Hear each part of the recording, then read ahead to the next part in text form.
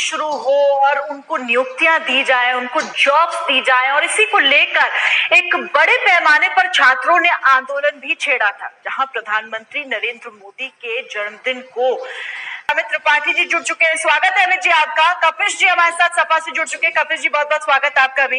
अमित जी आने वाली योजना तैयार हो चुकी है, साहित्य व्यवस्था बड़ी बात लाइव टुडे पर आपने कही है, आज की तारीख है, तारीफ करते हैं आपकी कि बड़ी बात आपने यहाँ पर कही। कपिश जी के पास आना चाहूंगी। कपिश जी, समाजवादी पार्टी लगातार छात्रों के साथ खड़ी हुई है, ये सराहनीय है। ये हम देख रहे हैं कि समाजवादी पार्टी बाकी विपक्षी पार्टियों की अगर बात करें उत्तर प्रदेश में, तो छात्रों की आवाज उठाने के लिए कोई सामने नहीं आ रहा है। जातीय राजनीति करनी है तो सब सामने आ जाते हैं, लेकिन समाजवादी पार्टी खड़ी है छात्रों के साथ। लेकिन जब मुख्यमंत्री ने आदेश दे दिया, और जैसा कि अमित त्रिपाठी जी को आपने सुना, 1 से 2 दिन में नियुक्ति पत्र देने की बात कर रहे हैं, तो फिर इतना बवाल दंगा सड़कों पर क्यों मचाना? देखिए हिना जी, ये तो सिर्फ कहते हैं बात की, करते नहीं है ये। इसलिए कि इसमें कहीं दो राय नहीं है कि इनके समय की निकली हुई जिन नौकरियों की ये बात कर रहे हैं, उसमें से 20,000 नौकरियां तो फंसी हुई हैं कोर्टों में।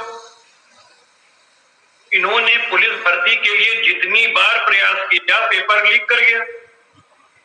इन्होंने 69,000 शिक्षकों की जो भर्ती निकाली 2018 के अंदर, उसका हश्र आप देख ही रही कि हाई कोर्ट में भी मामला है, सुप्रीम कोर्ट भी मामला है, और अन्य तथ्य, उन अन्य तथ्यों के ऊपर मामले हैं उसमें, चाहे वो शिक्षा मित्र की को लेकर के हो, और या ओबीसी के आरक्षण की जो अनदेखी की गई है वो हो, और चाहे इन्होंने जो पेपर सेट किया था उसमें 5 या 6 प्रश्न ऐसे थे जो सही नहीं थे, जिससे कि पूरी की पूरी मेरिट परिवर्तित हो जा रही है।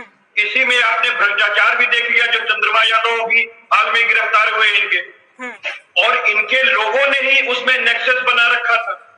इसमें कहीं दो राय नहीं है। अब आप बताइए, जो पुलिस की जांच बैठी थी वो तो इन्होंने ठंडे बस्ते में डाल दी। जिस मुकदमा विवेचक ने विवेचना शुरू की थी और जिसने उजागर किया था, उसका तो ट्रांसफर कर दिया गया। अब भारतीय जनता पार्टी ये नहीं बता पाएगी कि बेरोजगारों के हित के लिए जो ये भ्रष्टाचार कर रही है, वो कैसे साबित करेगी कि वो भ्रष्टाचार में शामिल नहीं।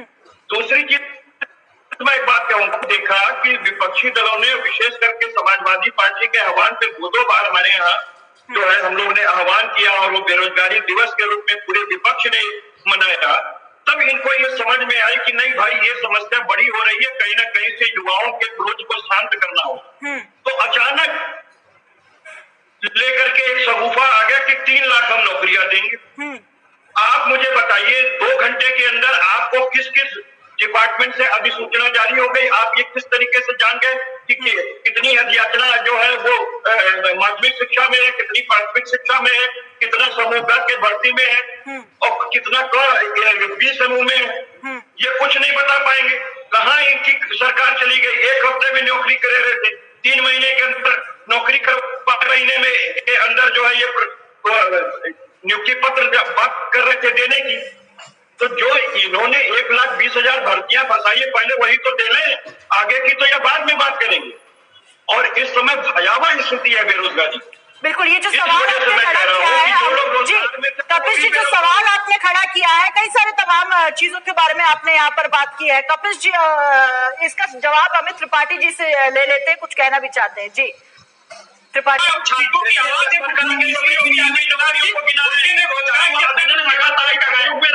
कहना चाहता हूँ, सवाल अभी यहाँ पे उठा रहे हैं कि लाठीचार्ज की बात अगर छात्रों पे नहीं होती, क्या हुआ था, किसकी संख्या थी, कितनी बर्बरता से छात्रों को मारा गया था, उस समय आप कैसे बोल रहे थे? देखिए, मैं आज एक बिजली संवेदनशील मुद्दे पर बहस करने आए हैं, पूरे उस पर ही बहस होनी चाहिए। अगर आज छात्रों की बात होगी तो छात्रों की राजनीति में आइए ना, बताइए। अमित त्रिपाठी जी, कपिश जी ने जो सवाल पूछे हैं उनके जवाब दीजिए। राजनीति की बात तो हर पार्टी करती है, तुम देखते चले आए हैं, ऐसी कोई पार्टी नहीं जो राजनीति नहीं करती है। अमित जी, कपिश जी ने लगातार ये कहा कि जो भर्तियां होने वाली हैं उसमें लगातार जिस तरीके के भ्रष्टाचार सामने आ रहे हैं, उस पर क्या एक्शन लेंगे आप? और इतने हमारी सरकार में तक क्या, इनकी सरकार में ये बताए ना, राजनीति क्यों करते हैं ऐसे लोग? भारतीय जनता पार्टी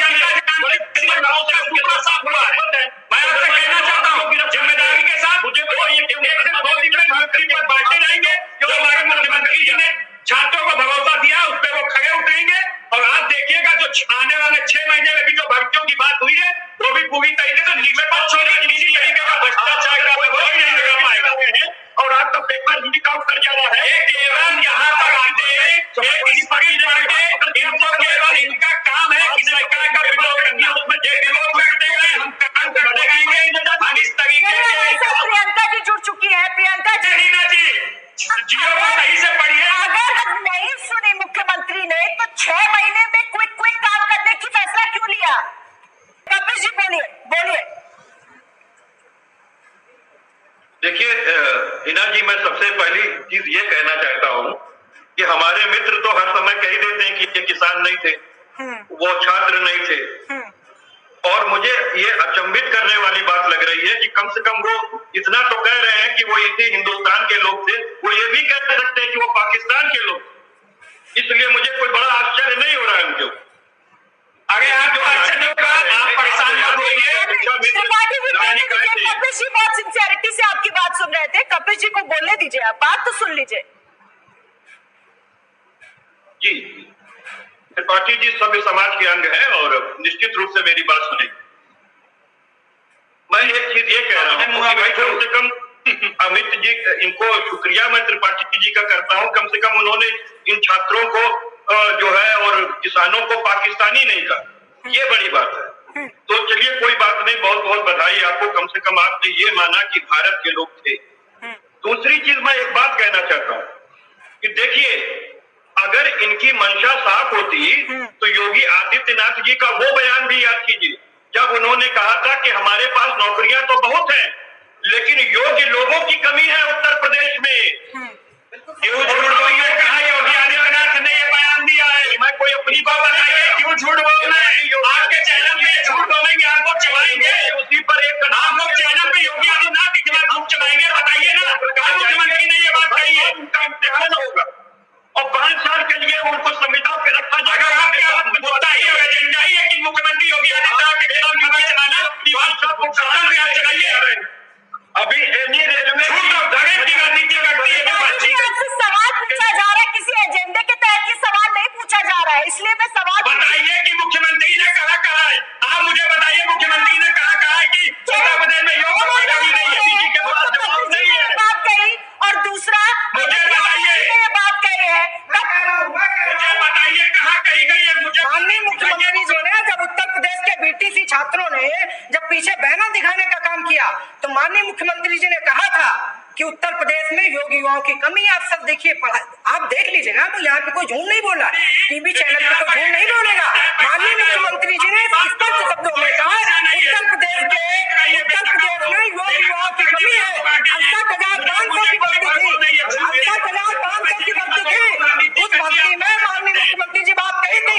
और 19 सितंबर को जब उत्तर प्रदेश के युवाओं ने इसलिए आंदोलन किए तो माननीय मुख्यमंत्री जी के बदल गए और माननीय मुख्यमंत्री जी ने कहा कि उत्तर प्रदेश का युवा योग्य है। लोग कहाँ चले गए? अपने राज्यों में कितने रोजगार दिए? जब उत्तर प्रदेश का युवा जब उत्तर प्रदेश का युवा सड़कों पर आ जाता है तो माननीय मुख्यमंत्री जी कह रहे हैं उत्तर प्रदेश का योग्य युवा है। अमित जी गूगल पे सर्च करके बता रही हूँ मैं, योगी आदित्यनाथ ने कहा था कि उत्तर प्रदेश में योग्य युवाओं की कमी है। इसमें कोई दोहराया नहीं है मैम, ये बात कही गई थी। आप सुनाइए ना, आपके आधार 19 सितंबर को जब माननीय त्रिपाठी जी और कह रहे हैं कि मुख्यमंत्री ने ये बात कही नहीं थी। आप बताइए, दिखाइए कैसे टेस्टिफाई करेंगे अपनी त्रिपाठी जी को दिखाइए। जो उनकी बात मैं सुनूंगा या यहाँ पर एक जो वकील यही सब बैठे हैं, मुझे बताइए ना। बात ही नहीं सुनते क्योंकि सच बोलता हूँ तो आपको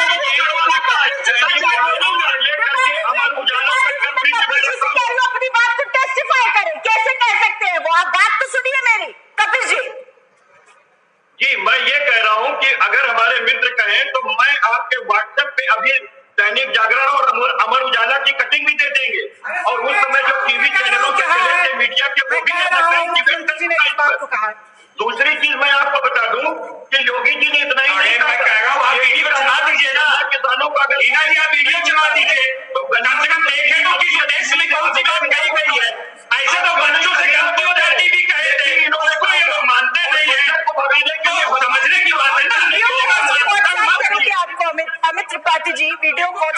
व्हाट्सएप करूंगी आपको। प्रियंका जी के पास आना चाहूंगी। प्रियंका जी, एक सवाल जो है कांग्रेस पार्टी के ऊपर लगातार खड़ा हो रहा है। Final comment Kapil ji, final comment. जी जी जी हिना जी, एक बात हम ये जरूर कहना चाहेंगे जी कि हमारे अमित त्रिपाठी जी कह रहे थे कि बाकी दल राजनीति कर रहे हैं। अरे भाई, हम लोग राजनीतिक दल है, कोई साधु संत थोड़ी ना है। जब साधु संत राजनीति कर रहे हैं तो राजनीतिक पार्टियां अगर राजनीति कर रही है तो कौन सी बड़ी बात है। दूसरी चीज ये कह रहे हैं कि आप सही तो बात है, अपना बना करके आंकड़े पेश किए हैं, ये भी आप देख लीजिए। तो किस तरीके से ये दूसरों के काम को अपना बनाते हैं और अपनी टोपी दूसरों को पहनाते हैं, इसमें इनका कोई सानी नहीं है। तीसरी चीज समझ लीजिए, ये कभी 69,000 की नौकरी के लिए 2 दिन के अंदर 36,000 लोगों को नहीं दे पाएंगे, क्योंकि ये मामला भी आरक्षण को लेकर के फंसा हुआ है और इन लोगों ने जानबूझ करके बताया है, क्योंकि आरक्षण को सही तरीके से इन्होंने लागू ही नहीं किया और पिछड़ों और दलितों के सीने पर लात मारी है। तो वो न्यायालय देखेगी और ये इसीलिए नहीं कर पा रहे हैं और कोई दूसरी बड़ी बात नहीं है। ये अपने ही चक्रव्यूह में खुद फंस गए और बेरोजगारों को तान दिया है। आज तक जो बेरोजगारी के आंकड़े हैं वो पूरे भारत में 70 साल के इतिहास में सबसे ज्यादा है और इस समय तो 40% से ज्यादा है। तो ये हास्यास्पद स्थिति इन्हीं की सरकार ने क्रिएट की है, चाहे वो नरेंद्र मोदी जी की सरकार हो और चाहे योगी जी की सरकार। इनके बस का रोजगार देना नहीं है।